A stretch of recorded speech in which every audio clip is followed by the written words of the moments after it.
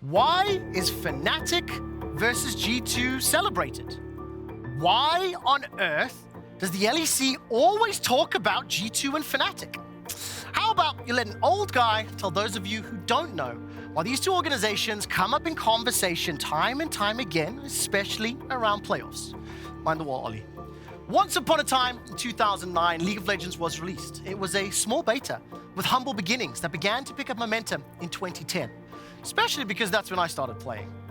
This is the Season 1 World Championship and the old version of League.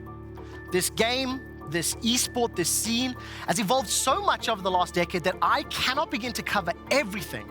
So I'm summarizing the main points for my talk today. It's crucial to know that Fnatic won the Season 1 World Championship and that European teams were favored to win the second. They did fall short, however. And in 2013, everything changed with the introduction of the EU LCS.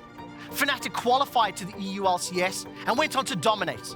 They had won 1 of 2 World Championships and then went on to win 5 of the first 6 seasons, only dropping a title to Alliance. Take a moment to appreciate that. Fnatic won 5 of the first 6 titles available in Europe.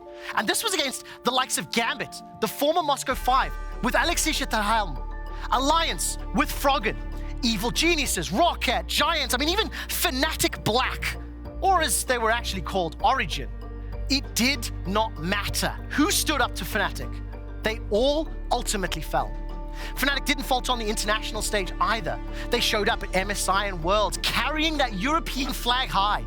Fnatic ruled Europe. They were our hopes abroad, and this right here, this was their kingdom.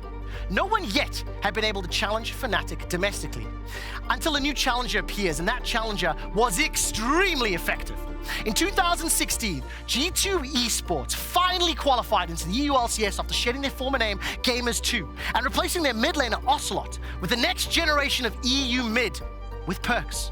It cannot be understated what a gigantic impact G2 had on Europe at the time. But to skip to the end, they would win back-to-back titles, being the first team ever to do so, and only now 1 win behind Fnatic in their debut 2 years. 2016 and 2017 was the year of G2, and it was all led by Perks. Perks dominated the mid lane. He introduced the lane kingdom. He never crumbled under the pressure. And look, I could make an entire intro like this just for Perks, but I don't want to undervalue what the rest of the team did. So for today, know this. G2 won 4 titles in a row, which Fnatic never did. They also pissed off an entire region with a vacation meme, and then became the bad boys of League who couldn't be beaten in EU. It looked as though G2 was set to take over Europe, to overtake Fnatic.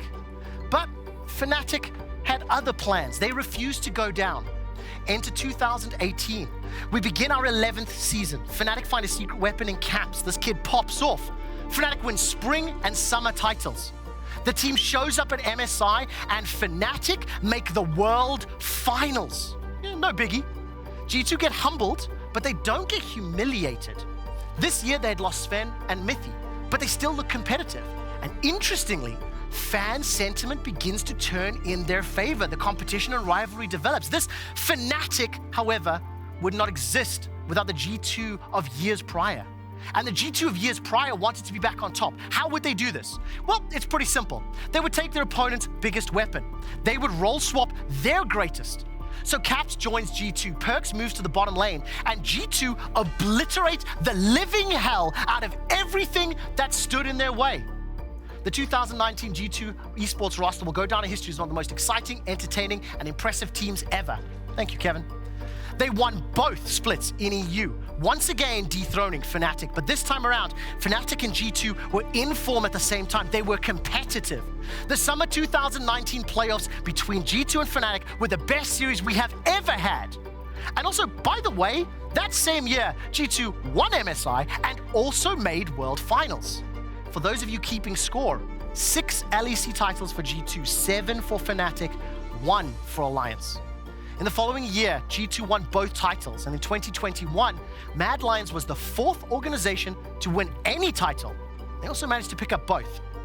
To try put all of this together into a single digestible point, Without Fnatic's domination, G2 does not exist. Without G2's competition and their own era, Fnatic doesn't get to develop. And without both of these orgs, Europe simply isn't the same. These two teams have led the way for EU. They have been aspirational and inspirational. They have won 15 out of the 18 available titles.